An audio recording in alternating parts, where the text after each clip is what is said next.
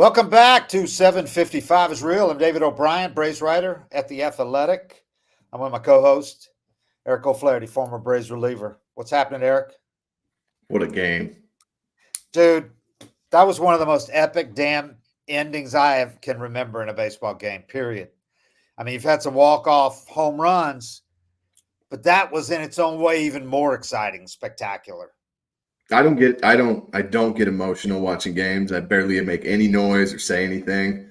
And my wife heard me scream. It was so shocking. You know, like it takes a play like that to you jump. No, if you're watching that, and I don't even care who you're rooting for, you're reacting. Yeah, I had people from past places where I've lived and that I went to college with, people that have no connection whatsoever to the Braves, but they know I cover them. And they were watching the game because it was the only game on.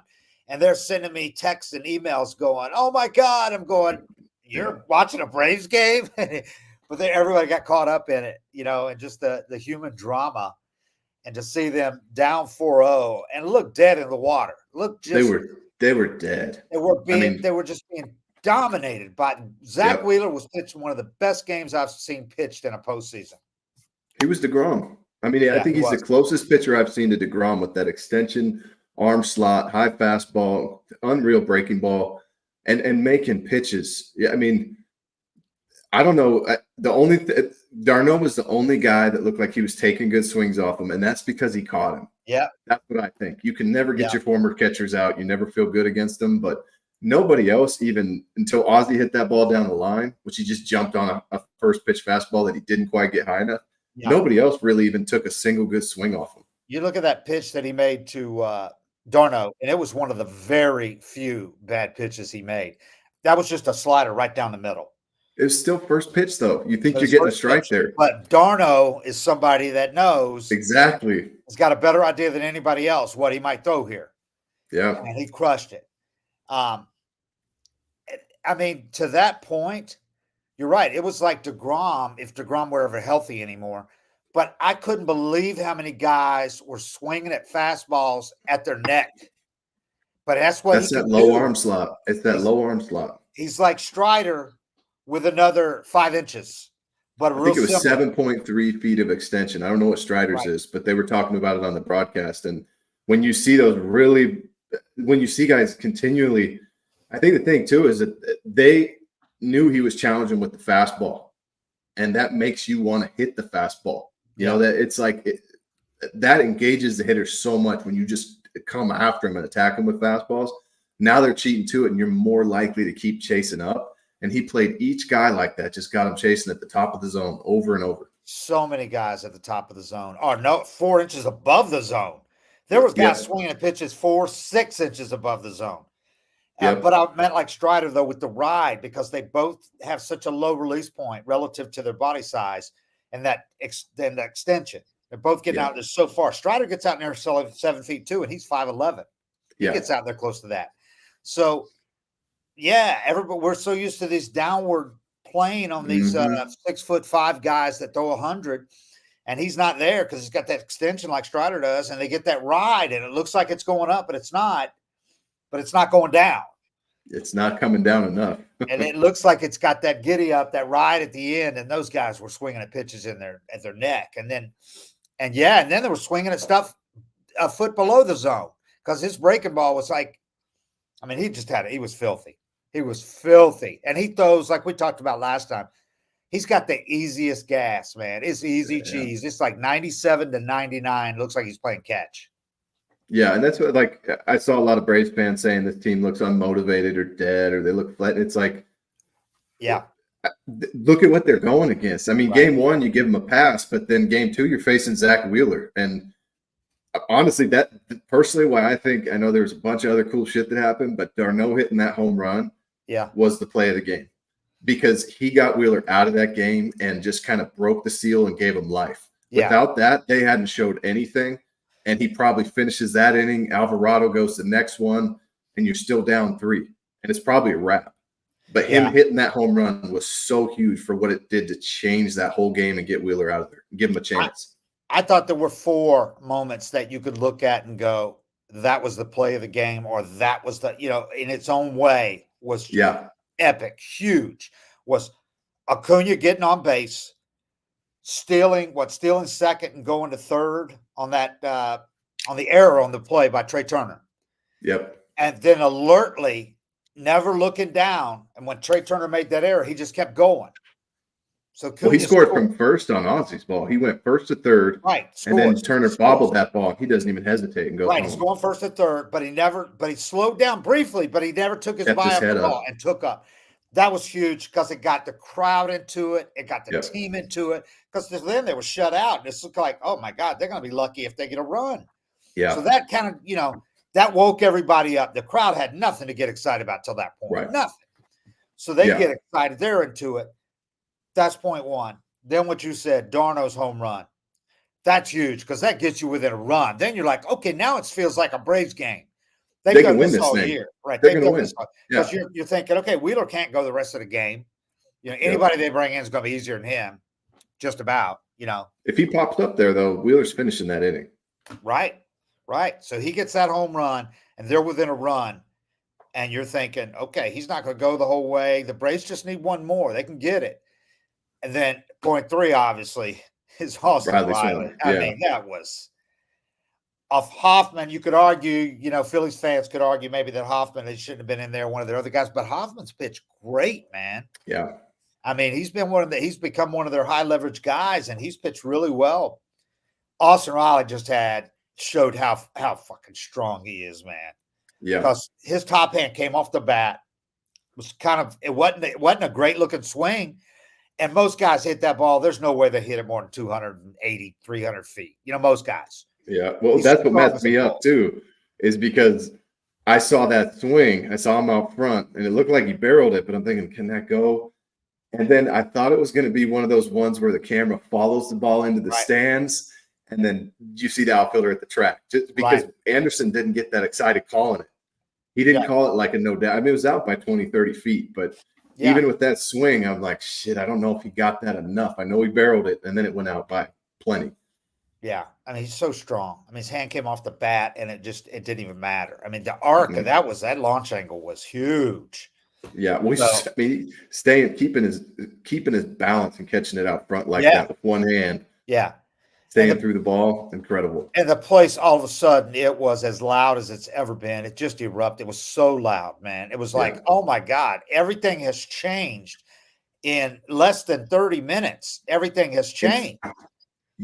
This entire series has upside down. You thought, okay, the Braves are going to lose tonight. They got no chance of going to Philly and winning 2 games. No chance. They're going to go to Philly, and the season's going to be over. And it's going to be 2 exits in a row, 2 Philly, losing in Philly, and it's going to be a disaster to write about all winter. And next spring, people are going to be going. It doesn't matter. They're just going to, how negative people would have been saying all through the season next year. If they had to a great start again, people would be going, doesn't matter. They're just going to lose in a postseason. I'm just thinking this is what we're going to deal with for the next 10 months.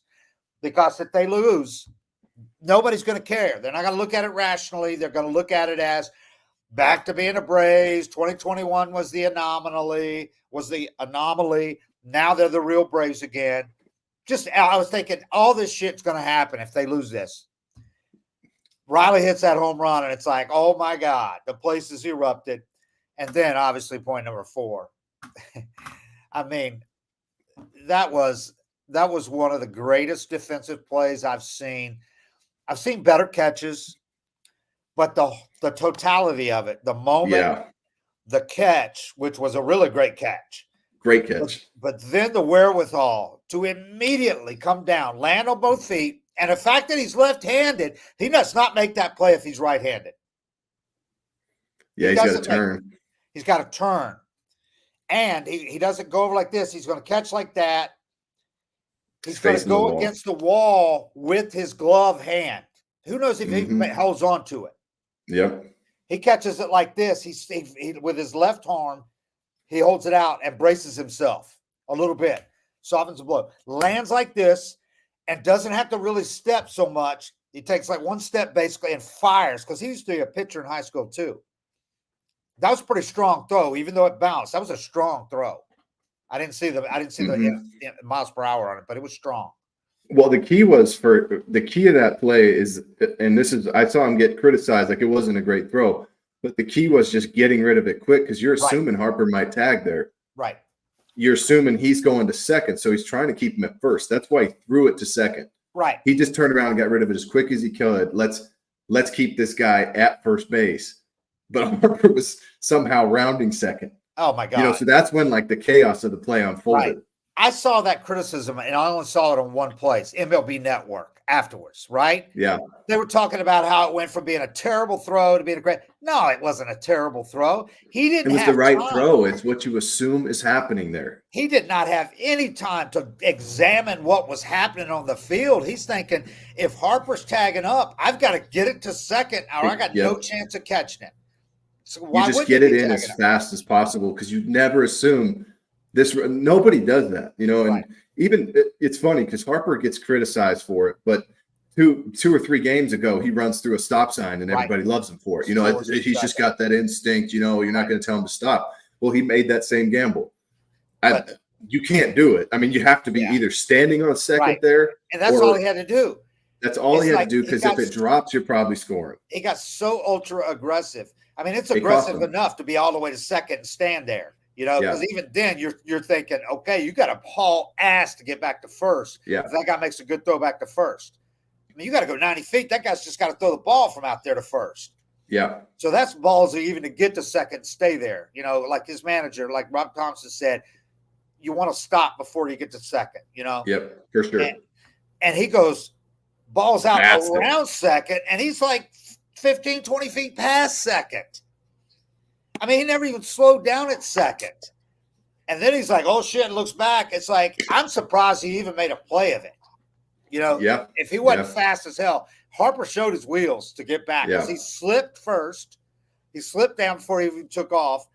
And then he got around second and goes back to first. And it was a bang, bang play still. The most surprising thing about that play is Michael Harris is out there, and you've seen him play. He's catching that ball, or at least getting to it. Right. That's why. So you can't really think why would Harper think he's not going to catch that ball? He's seen Harris make great catches. They played them. He's played them like 28 to 29 games in the last 2 years, or 30 games. Oh, in the postseason, he's played him over 30 games since. His routes are so good, and he's so fast. So there's his closing speed on those balls. It's like if you were I'm sure running to second, your head's bouncing. It looks like there's no way he's getting there. But you got to stop and think that's Michael Harris out there. And he's probably making a play. And the only way he doesn't make a play is if it's over the fence, in which case you don't need to be hauling ass anyway. You know what I mean? So I saw it was rated like 40% chance to make the play. I mean, I don't know if 40% is that, because an average fielder doesn't have a 40% chance of making a play. He had to jump high. Well, there's been so many plays like that off the wall or close to the wall. Even just this postseason that guys have had it deflect off their glove, almost get there. People don't understand how hard it is to have a wall closing in on you. And you're not just jogging. You're running full speed. You got to jump. It doesn't look as difficult as it is. Yeah. And because he's a great athlete. And he's not charged with an error, obviously, if he didn't get it. But most guys, if they don't have speed and leaping ability, they don't get to that ball because it's off the top. It's near the top of the wall. He had to show some vertical to get up there. Perfectly timed. And he took a glance at the ball and looked at where the wall was rather than just running smack into the wall. So he puts his arm out when he throws up in the air. The whole thing was just so much athleticism that you do not see from an average fielder. So pro. And he didn't fall. And he didn't fall. He didn't land on his ass and go down or stumble, because he wouldn't have been able to do it if he did. He lands on both feet, then takes one step basically and fires the left-handed throw. So then you got the other component in this. You got Ozzie, which this is a really difficult ball to catch on that hop. It's it kind of skips past. He's like trying to field it with a sweep, I think, and because he knows he's got to make a quick throw. So it gets past Ozzie, and Austin Riley, I think, is so modest that he last night claims that he wasn't intending to do that. That he was just yelling 1, 1, 1, because he's yelling to Michael. Jogging toward the play. Right. He says he's yelling, and he said my momentum's taking him towards Harris because he's yelling at Harris. But I mean, you got to be pretty alert to be headed in that direction. In your head, it's just as I asked Snit today. Snit said it's one of those instinctual things. You're It's going towards the instinct. ball, Yep. Just in knowing, case. yeah, knowing I can't just stand at third and watch this happen. I need to or go to third and worry about him coming over here, maybe a play, any of that shit. He's like, we've got to get him at first. I'm going to go. So he's trying to get him to the first, and the ball gets past Ozzie and Riley, like with one swooping motion. Anybody that's questioned this guy's defensive ability, man, I mean, he is a smooth athlete for a big old hoss. I mean, he's a country strong, big dude, but he's smooth. That was a smooth play. The transfer, and then to have the arm strength to put that much on it from that angle. I mean, it's not shocking because that's a play you make on choppers and slow rollers. A lot as the third baseman, that getting rid of it, but it's a new angle. That's a different angle than he's used to. And then the Ozzie thing, Cam asked me about this before it started, but it had to be a very quick transfer to have a chance to get Harper at first. So Ozzie can't just chest up and knock that ball down. He's got to stab at it and get it clean. If he doesn't get it clean, he's not getting Harper. Right. If he would have knocked that ball down, they don't get him because you got to chest it up, see where it is, and throw it. But the way Riley's coming, he gets a lot longer hop. He can pick it clean and transfer and get rid of it like that. I mean, I couldn't believe when Harris caught that ball. I jumped out of my seat. I was like, oh my, because you know how huge it is. Yeah. But then you're watching the play unfold and you start hearing Anderson yelling, and it's like, what is Harper? Why is Harper not like? Why is this a play right now? Because it was such a bad mistake. I mean, I don't care about Harper's being aggressive. That was a bad play. Yeah, that cost them dearly. But you're right. They still lose. You're right, though. The way Ozzie tried to kind of swoop it up, he's got to pick it clean. He's got to do the same thing Austin did, and he doesn't have nearly as strong an arm as Austin either. Yeah. So I mean, the play worked out great for the Braves that it got past him and that it didn't hit his glove and like carry him one way or direction or other or die. Yeah. Because think about if he doesn't, if they don't do that and he's still at first, they still got a chance, man. But if he doesn't make that catch, he is scoring on that play because he has gone so far. He's scoring halfway to third easily. Yep. So it's tied, and they're going to have a runner at second probably. And you got Stada, who's a tough AB and willing to slap a single. Yep. That's the one guy I don't ever feel good about when he's up at the plate in a big situation right now. And if you go to extra innings, you've already used Jimenez, Minter, and Iglesias. Yep. And Iglesias probably isn't coming out for a second inning. He hasn't done it all year. Yep. I mean, and Yates, and Pierce Johnson, and Yates and Pierce Johnson. Yeah, and look at the bullpen they've still got because Wheeler's gone so deep. They got Sir Anthony Dominguez who blew him away the day before. Man, Harris saved the season. I mean, those earlier home runs got him in the position to win it, but I think they lose that game if Harris doesn't make that catch. Yeah, I mean that game is why I love playoff baseball. Yeah, because that game was ripping your heart out for 6 innings.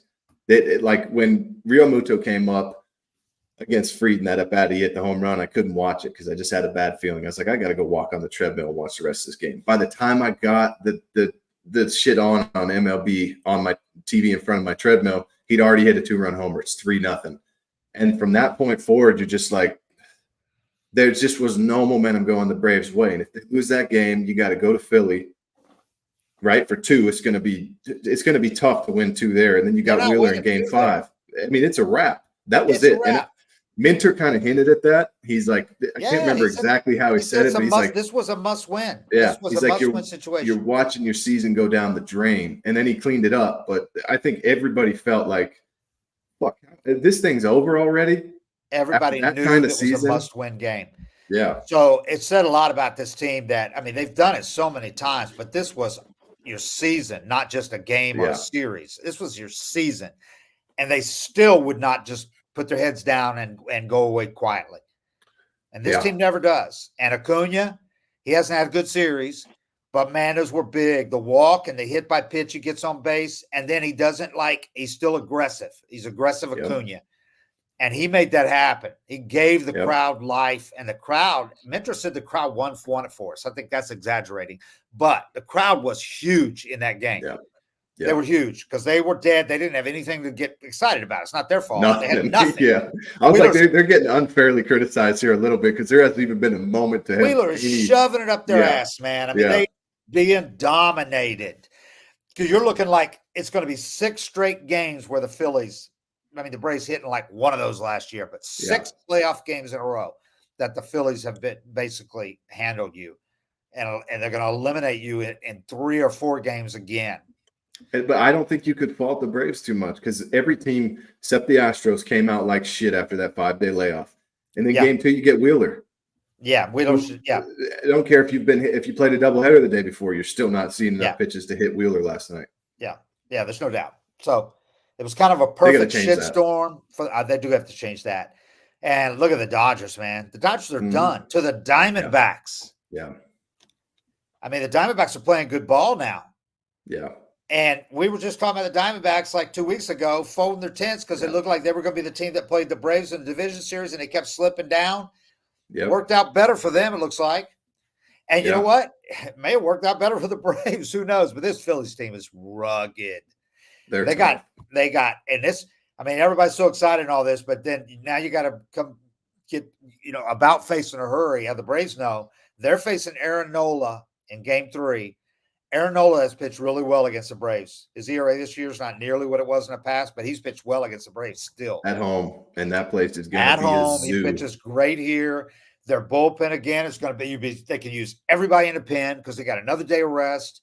I mean, they can give him the quick hook if they need to, and they go with that stacked bullpen for 6 innings. That's what sucks about this, like 5 days off, play a game, day off, play a game, day off. I mean, it doesn't even give you that much of an advantage as far as like, you should be a little worn out after that wild card series. Not have this fresh pen. Not at all.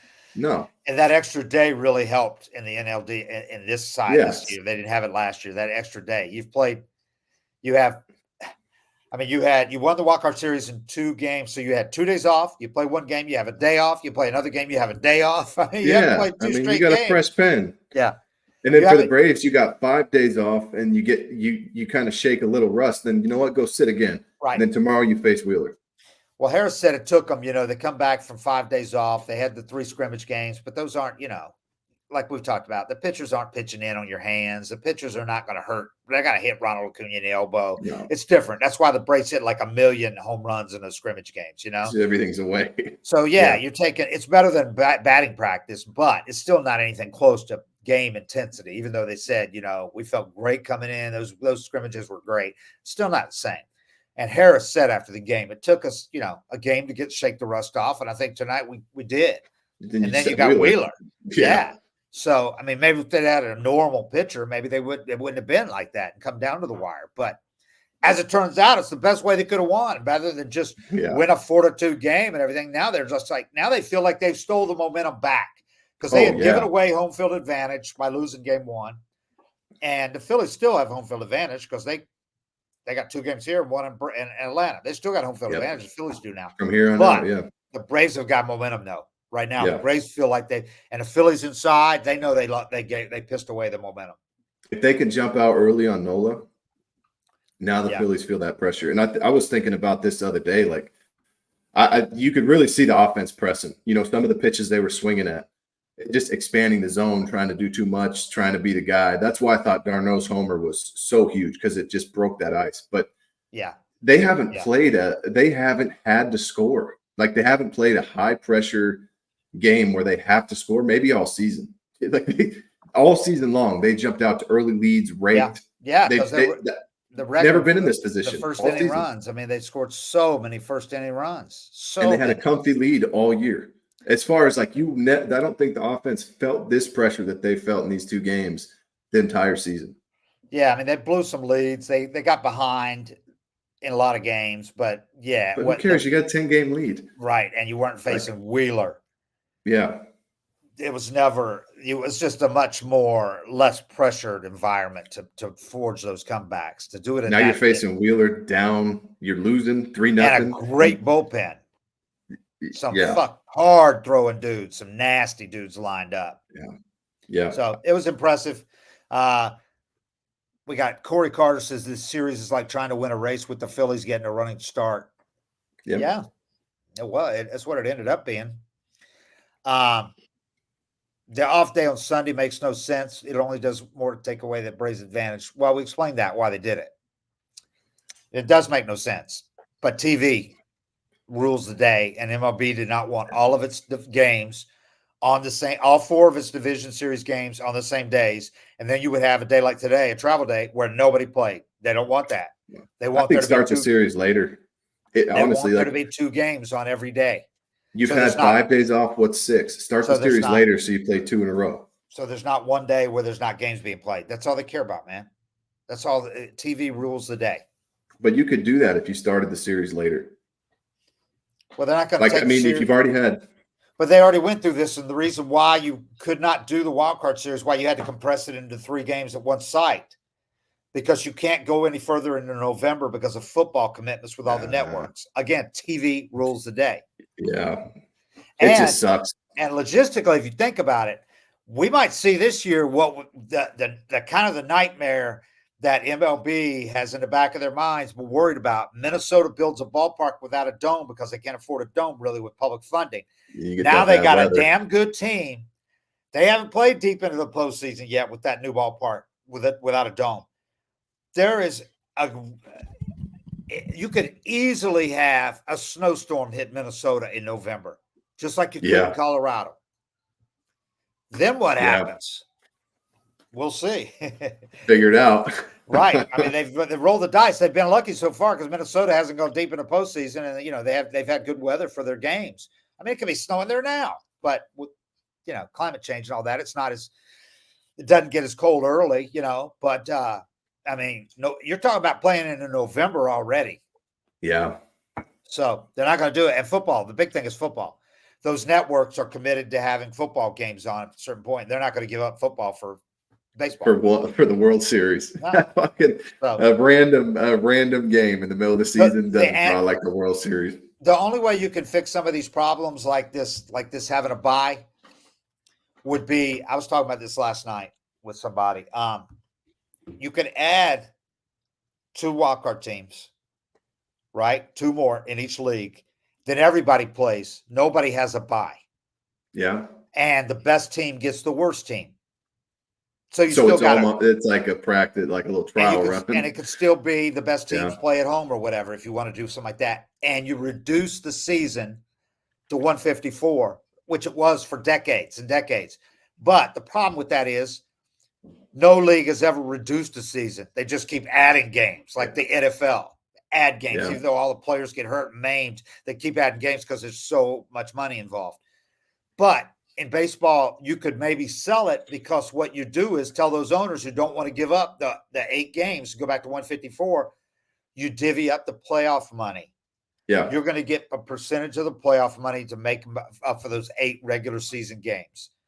The players would love it. You know that because they love postseason shares. Oh yeah, you got a better chance of being there too. And that postseason money is huge. If you win 100 games and you lose to like a 79 win team in a 3-game series, that sucks. But that's also on you. Yeah, like you got to be able to beat those teams. Yeah, and there's the playoff money there's so much money in the postseason games compared to the regular season games. So the players would agree to it. It's just getting the owners to do it. And if you could make it worth the owners' while by saying, you get a percentage, you get a bigger percentage of these postseason cut of all these extra games. It could work. And you're not really screwing with the stats because any more than you did when you went from 154 to 162, because you're still comparing like some of the records the Braves beat this year were like Eddie Matthews' RBI record. That was in a 154 game season. Yep. So now with smaller ballparks and everything, it'd actually be more fair to what baseball was for like 100 years than what it's been the last couple decades, between steroids, juice balls, smaller parks. You'd be getting back to the essence of the game. And the players now are so much more athletic and built with nutrition and weight training and all that. The pitchers are so much nastier. It would be fair. There would be nothing wrong with what it would do to stats. Guys would adapt to it, and before long, you'd see 154 games. You'd see same records being threatened at 154 that you're doing. And with all the games guys skip anyway, you'd skip less when there's 154 than 162. Yeah, I wouldn't. I mean, for me, people are arguing, but I think it's obvious there's not a disadvantage because you're getting a bye. You can't lose if you don't play that first series. But at the same time, it's a disadvantage, I think. Baltimore didn't score until halfway through their second game. The Dodgers didn't do shit. The Braves sucked until the first game, but not last night. No, but their offense didn't hit. The offenses, these offenses, the Braves hadn't gotten shut out at home all season. They had not been shut out at home since 2021. Yeah. So, I mean, it's hard I don't know how anybody can argue that it's not putting some offenses to sleep. It is. I mean, there's no doubt about it. And the Braves have tried two different things, two different ways. I don't know what else you'd try other than inter-squad scrimmage games because you can't play full-on games. Like, you can't have your pitchers throwing inside and guys getting hurt, in those games. Nope, you're not going to throw to your – if you're a pitcher, you're not throwing inside to Ronald Acuna in a scrimmage game. No. And hitting him in the elbow and knocking your best player out of the game, out of the postseason. That's why guys don't want to rehab in rookie ball. Because they face these rookie ball hitters or pitchers that just try to throw the shit out of it. They get all amped up because they see a big leaguer and they'll smoke them in the head on accident. Yeah. Guys hate going down to rookie ball for rehab games because everybody tries to do too much. Like if you go into those situations though, and like you said, they all hitting all these homers because everybody's going to pitch them away. How did the Phillies pitch the Braves? They know they have this time off. They're going to be their timing's going to be off. The Braves beat them on sliders, a 3-2 slider to Riley and a first pitch slider to Darno were the two homers. They still didn't really catch up to the fastball in those first two games. Yep, no doubt. And this matchup with Nola is better matchup in that regard than the first two. Now Ranger Suarez doesn't throw hard, but they went to the pen in the fourth inning, and those guys go hard. Wheeler he was still pitching in. He was pitching in, and Wheeler goes hard. Nola's a better matchup for the Braves, I think, right now than what they faced so far. They're good now. The monkey's off their back. Yeah, they're going back. They're back to being Braves fine now. Yeah. We haven't even. Rab 6969 says they didn't have to expand the playoffs in the first place. Now the field is so crowded they have to put extra days off in for TV. Yeah, but that's neither here nor there. Everybody's expanded their playoffs because of money. Yeah. Money. And they're not going to not. They're not taking any games away. That's not changing. No, that's never happened. They'll only expand. And I would argue too that even though I was initially I didn't know about the wild card. I was like, when they expanded it the second time. But when you're one of those teams that you have no chance of making it, you got a pretty good team, but you have no chance to make it because the guys in your division are really good, or in your league, your owner you start selling off guys when you're having a pretty good season. That sucks. And adding the wild card has made so many more markets, got people coming out to the ballpark because it's still relevant. It's great for baseball. Once you trade your guys at the deadline, July 31st, you send up a white flag. It's hard to get people to come out who don't have season tickets, especially to come out to the games. That don't mean anything. I mean, if you go back and look at the day when there was only, 4. Look at the crowds at some of those ballparks, those famous ballparks. Yeah. Look at the crowds late in the season. You'd have 8,000 people in this place at some of the glorious ballparks because the teams weren't going to be in the World Series. You know. And that happens we saw it happen in the postseason when they added one wild card. There's still so many teams that were trading people at the deadline because they just had no chance of getting in. And you go play in places where there was just, it's just dead, and that sucks. And the Braves didn't play in any places this year. And a lot of that was their crowd traveled well too. But even like the Nationals, I mean, they made trades, but they were building, and they have some good young players and all that. So you didn't go in any places that were just shitty teams that had traded away good players and they're going nowhere. You didn't have that this year. So that's kind of nice. You don't go into I love it. I mean, the Mariners wind up playing every year now. The Mariners wind up playing. They get packed their house too. Late September, they're in it. Where when there wasn't those other wild cards, that they're like, 5 games back or 4 games back of that top wild card, but you're 1 or 2 back from the top team, and you got this glimmer of hope You keep pushing all the way down the line. It's fun. I mean, there's teams that haven't made the playoffs in however long, and they got a shot. It's great for baseball. I'm telling you, I haven't even read if that idea that I said has even been discussed or anything, but I really think it makes some sense. You add 2 teams and you reduce to 154, you divvy up the postseason money, and everybody ends up making money anyway, because those markets there's going to be 4 more markets that are in it. And anything could happen in a postseason. We've seen wildcard teams win how many World Series? I mean, anything could happen in a postseason, and that's nobody thought the Diamondbacks were going to do what they're doing right now. That's an easy sell, man.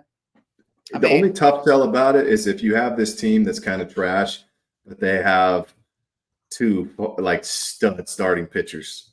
That team can beat a lot of teams in a 3-game set. Oh yeah, no doubt. So that kind of dilutes like the building a deep roster and having your rotation and everything.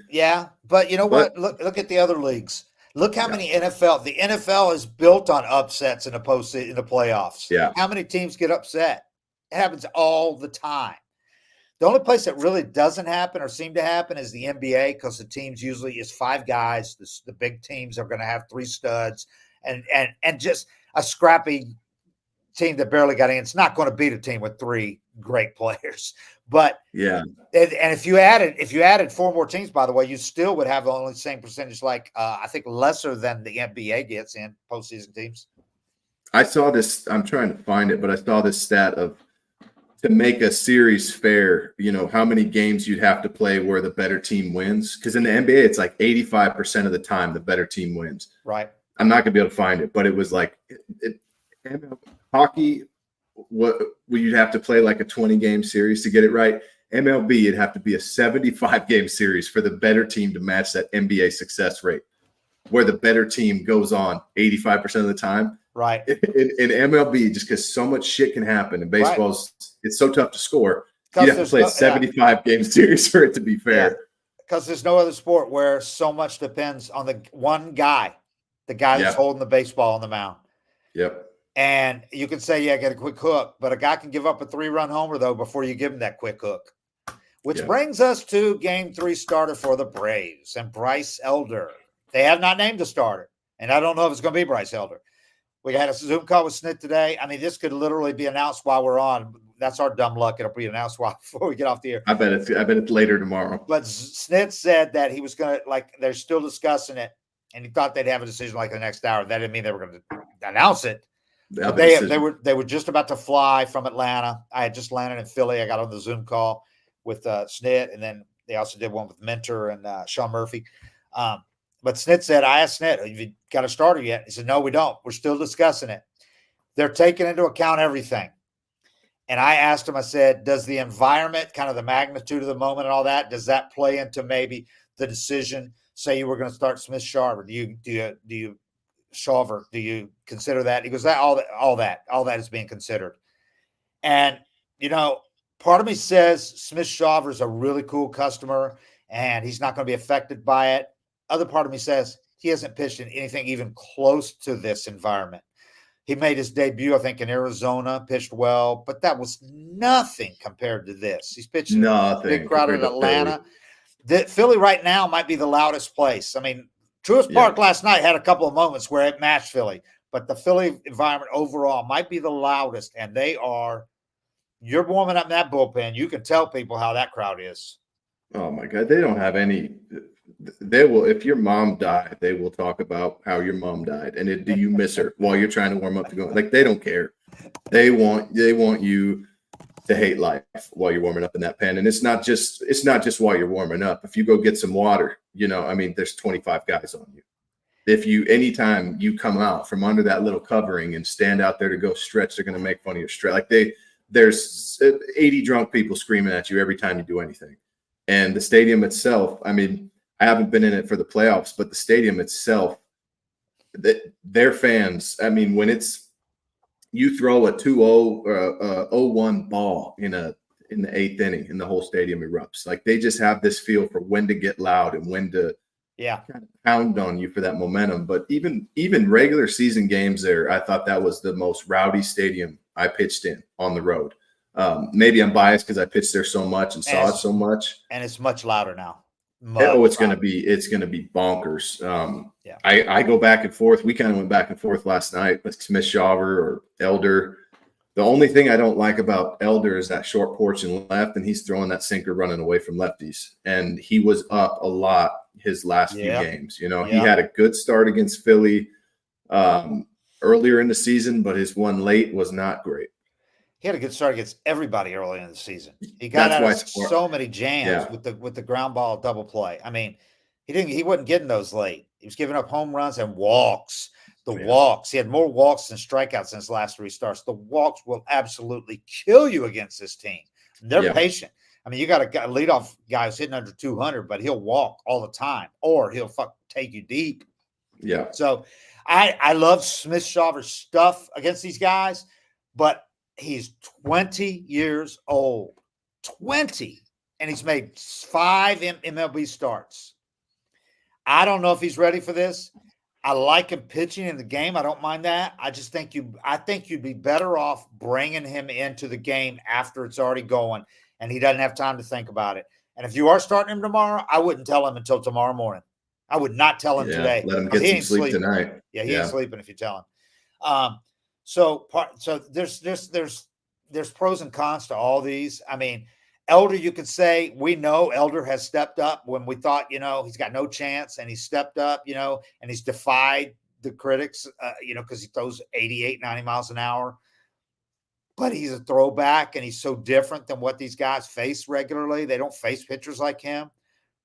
And he's fine when he's got, but he looked worn out at the end of the year. And I don't know that he can get that back with the rest. He has that rest, and he pitched okay in the, in the scrimmage games, but Smith Shaver really impressed in that. That was way he kind of pitched his way onto the team with his performance in the inter squads. He got better as the season went on. He looked so much better after he spent time in AAA. After he was here for a while, went back down, he came back up. He looked really good. And then part of me says, go with a regular opener like Mentor. That worked for you in 2021. Get those lefties out in the first. It worked for you in 2021 postseason when you did it a couple of times. But you don't have the 3 guys you had then. You don't want to use Iglesias early, obviously. Jimenez has been kind of vulnerable. I don't know that you've got the guys that you did then. Tonkin has not been the same guy late in the season. You don't have McHugh like you had last year, when he pitched so well. You don't really have that middle guy, which was where Smith Shaver could really come in, though. You could do something like go with an opener like Mentor, have him try to go as far as you can. AJ, if you can go 2, go 2. If not, go 1 and whatever. But if AJ could go 2 innings, Smith Shaver could go 4. And then all of a sudden you're in a normal game with your bullpen. I was a cool customer. I didn't get rattled a lot on the mound, but that first wild card game I pitched in was like I'd never thrown a ball before in my life. I mean, it was an anticipation and energy that I couldn't control it. I told myself all the stuff I'm supposed to tell myself. It's the same game, just do the same thing. And, I skated through an inning, but I gave up 2 hits. And it could have gotten real ugly. Beltran did me a favor, swung at the first pitch I threw and got me an out. But I was not tame. I was not in a good place. And that's just what the playoffs does to you. But at the same time, it's like if you're going Elder, who hasn't pitched in an environment like this, I don't think, no, versus Smith Shaver, I might just go stuff or an opener, but I might just go. If you're rattled and missing spots, but you're throwing 97, that maybe you got a shot. But if Elder's rattled or up with that sinker, just to the lefties especially, lefties, Schwarber can come around it, but Harper being able to flip that ball out to left is kind of what scares me with starting a righty throwing a sinker to him. And that's why I like Mentor, because he's been in this environment so many times now with the World Series. He pitched and he loves it. I mean, he's like egging the Phillies on. He's talking shit. He doesn't care. And that's what he's got. He's the one that said last night they won a game on heart and nuts. And he was right. But he has repeatedly said, like when they clinched against the Phillies a few weeks ago, he said, we came in here and sent him a message, put a little fear in him. And he doesn't care. No, and he wants to go out there and pitch tomorrow night. He loves the environment in Philly. He loves getting booed. So that's why I kind of like him starting the game and maybe going as far as he can, because if you have Elder in there, like you said, if he makes a couple of mistakes, you're down 3-0 all of a sudden in a hurry. And I like this Braves offense against anybody, obviously, but you still don't want to get down 3-0 in Philly with that crowd going in, because that's a lineup that can keep adding too. Yeah, I mean, I don't think there's a right answer until it works. But I'm with you. You know, if it's so, I think it's going to be so important to get out to an early, to score first and put up a 0 with that. If their lineup comes up and they put up a crooked number in the first inning, exactly, that team is going to feed off it. And I think if Minter starts the game, shuts them down the first inning, the Braves might score a run or two off Nola early. If Minter can get you into the second or even get through 2 innings, remember what he did in the postseason? He surprised everybody. Went 2 the first time they used him as an opener, I think. Remember he had that great start. Then you bring Smith-Shawver in. Phillies have never seen him. If you're able to get a lead and bring this kid in, now he's 20. I said that, but he ain't a normal kid either. This dude was a stud high school quarterback in Texas, which has some big game environment to its own self. It ain't 50,000 people booing, but 20,000 at a Texas high school game. You're the quarterback. That's some big game element to that too, right? So far, I mean, when he brought him back up, I don't see any fear in this kid's eyes at all. And he was throwing hard again. We saw the V back up that he had in the minors before his first stint, that we didn't see it as early on, when he was kind of pitching timid. He was trying to make sure he didn't, he was trying to aim it, and it wasn't working. That never plays. He was throwing 98 last time he was up, and so I don't know. The only problem if you throw Minter early is like the reason that was okay in 21, because they had the rest of that pen. Yeah. So what do you do? Yeah. What do you do late if you don't have them? You had Matzik and Will Smith. Lefties. And all those lefties. So you're burning your top lefty in the first inning, and after that, I think you got Hand. Hand has the breaking ball. And he pitched for the Phillies last year. They certainly know him. Yeah. I don't know, man. There's no perfect answer. Late in the game. There's no perfect answer. Nope. There's no perfect answer. You would have thought Chavez, if he was on the team and he was pitching well and he was healthy, he would have been a great guy as an opener. But you don't have it. Pierce Johnson, I don't know. He pitched last night anyway. I don't know if I don't know that he's an opener, if he's ever done it, if you'd want him to do it. I don't know what the answer is, but I like Minter. But the lefty that's the only problem. Like you said, that's the tough part of it. Is what do you do? I mean, either way, Harper and Schwarber and Stott too, who's tough, are getting big at bats left-handed, whether it's in the first inning or the 7th or 8th, and I don't even know what I do. And don't forget, there's one other guy we haven't discussed who's got some nasty stuff. Daysbel Hernandez. Yeah, I've barely seen him pitch, so right, he's nasty. He throws hard and he's got a slider. I mean, he's nasty. He ended the season on the IL, but he's healthy. He looked great in those. He must have. He pitched his way on it with the 2 appearances in the inter-squad games, and they haven't seen him. Phillies haven't seen him, so. The nice thing about when you see a decision like that made is that's not coming from he's dominating AAA hitters. That's coming from MLB hitters that stood in the box against him and said, "Dude, that dude's filthy." Yeah, that's the beauty of an inter squad. Is some of those relievers that you haven't seen against big leaguers. You have the best big leaguers. Probably you face it, Riley, and blow his doors off. Riley's like, put that dude on the roster. But there's nothing that gives a manager or a GM more confidence than hearing it from his own guys. Like, no, this guy's tough to hit. It's going to be interesting. Like I said, it could be announced at any time, but I'm guessing it might not be announced until tomorrow morning. We'll see. I like what you said. I wouldn't tell him tonight. Yeah. I'd let him sleep. If I'm starting Smith-Shawver, I'm not telling him tonight. There's no way. No. There's nothing to be gained by that. It's not going to help him to study these hitters, because if he studies these hitters, I think he's going to go, oh, shit. Fuck, they're good. They're really good. Yeah. Yeah, you wind up in that place of all the stuff you shouldn't do instead of just what you want to do.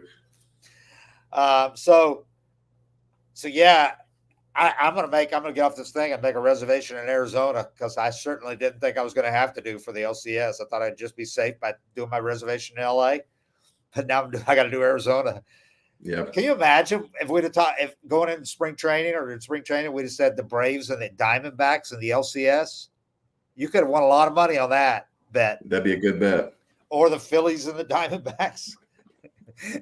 But No, I think that the last night that Changes everything. outcome, that 3 innings of baseball or 4 innings, 4 innings, 6, 7, 8, 4 innings changed everything. And you went from, I think, having less than 5% chance of winning the series if you lose that game, 1% chance. I mean, you weren't going to do it, to being, I think, better than 50-50 now for the Braves because of what they've done, their pedigree, their experience factor. They got the best lineup. The Phillies got a good lineup. The Braves got a great lineup, like an all-time great lineup. The only problem, of course, is if you win game 3, you somehow win game 3, you still got or I'm sorry, if you lose game 3, then you're still going to have to go Strider. You got Strider lined up, which is he pitched great in game 1. Yeah. Against Suarez, who he's not dominant by any stretch, but the Phillies used him great in that first game, and they're going to do that again. They're going to go bullpen again. Yeah. So you need to win this game against Nola, I think, because that crowd is going to be so jacked. If you're facing an elimination game in a game 4, which is what happened last year here, even though Strider pitched really well in that game, they've beat him twice. He pitched great the other day, but he pitched great. But they've beaten him twice. They know they can do it. But he did. He pitched great. He gave up 2 runs. One of them was earned. His error caused the other one. I don't know. I just, you really would feel better about it if they win this game 3 against Nola.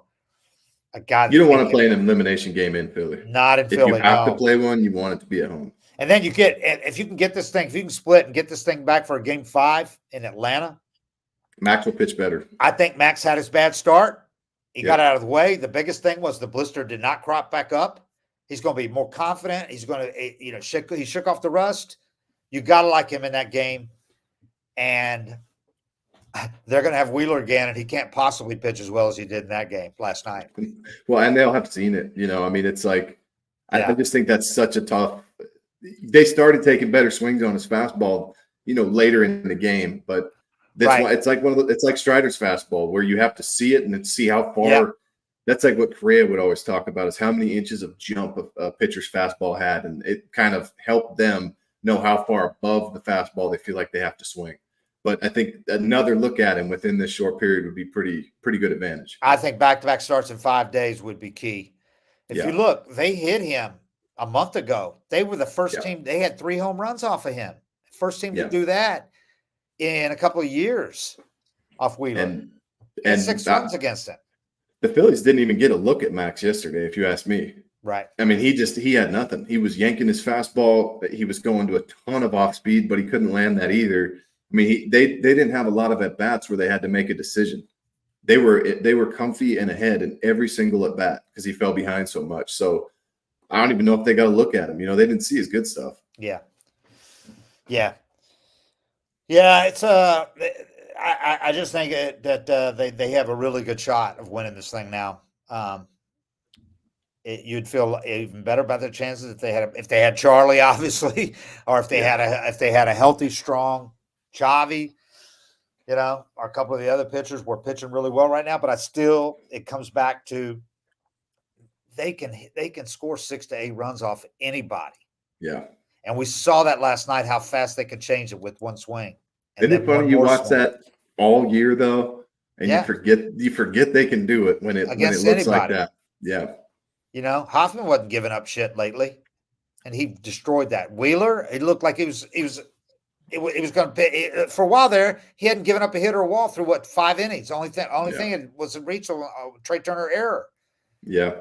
But one swing, the Braves can equalize games. They can hit. They can do it against anybody. There's not a pitcher they can't do it against. So, I mean, we said that all year, and then I was like, shit. I don't know if they can do it against this guy. And now they shook the rust off, and I think you're going to see a lot more representatives.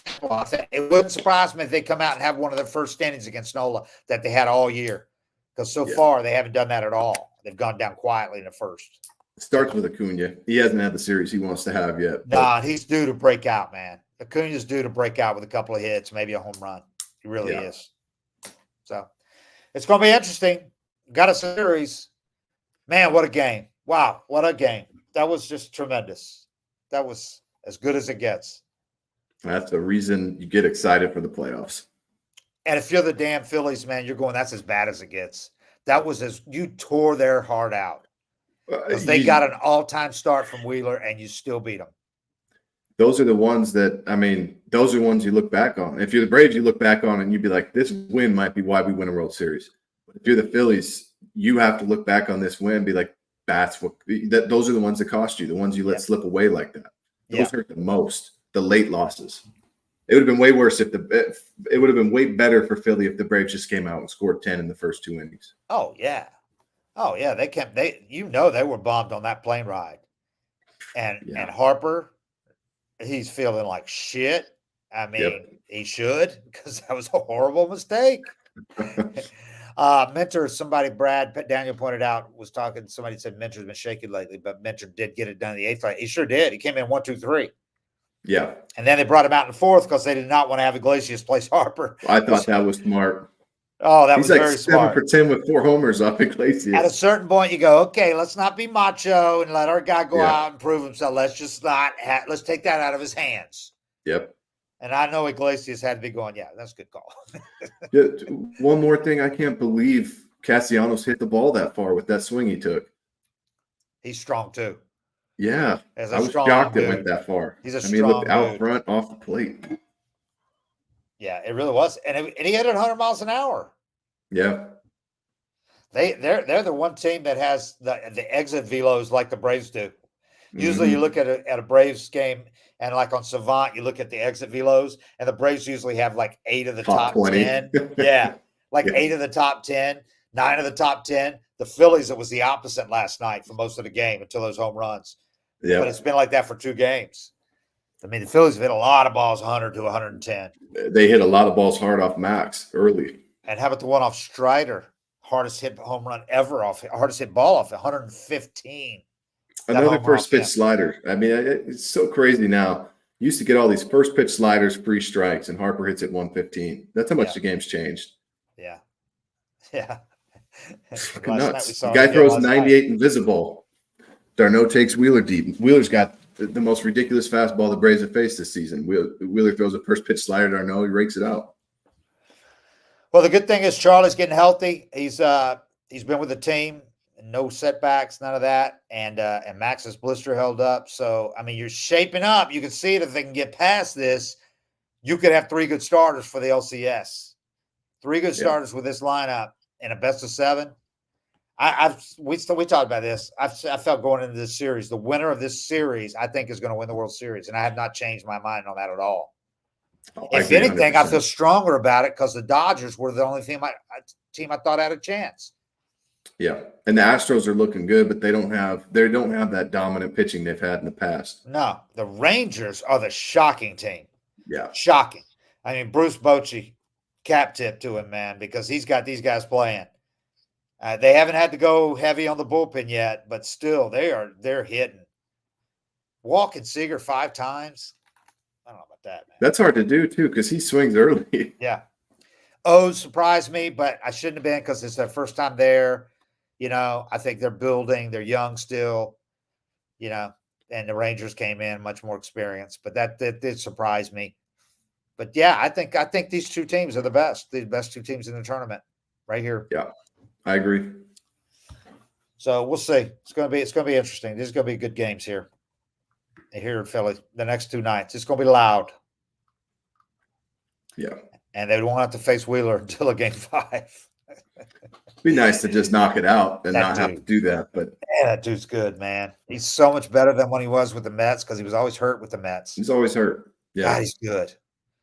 Man, he's good. I think he's the closest to DeGrom there is out there right now. As far as like the height, the extension. Right. Yeah, I mean, as far not just dominance, but just like the package, the delivery, the extension, the arm angle, the fastball, the breaking ball. His breaking ball is different than DeGrom's, but just that fastball from a tall pitcher that gets a shit ton of extension with that ride on it. I mean, 6'4", he's got that presence out there. Big dude, get the beard. He changed his slider. He used to throw more conventional slider. Throws that sweeper now, and it's more effective for him, I think. Yeah. Especially when you're throwing 99, man. All right. Thanks, everybody. We appreciate it. And we'll do it again after these 2 games here in Philly. Yeah, somebody said buy earplugs. I think I will go get some, man. No, he's talking to somebody else that's saying we Oh, had a okay. little too I much think I foul might go get language. some. I think I need to go. I did bring a jacket though, for sure, because this is an open air press box. It's gonna get a little chilly, I think. I can't wait. All right. Thanks, everybody. Appreciate it. Talk to y'all later.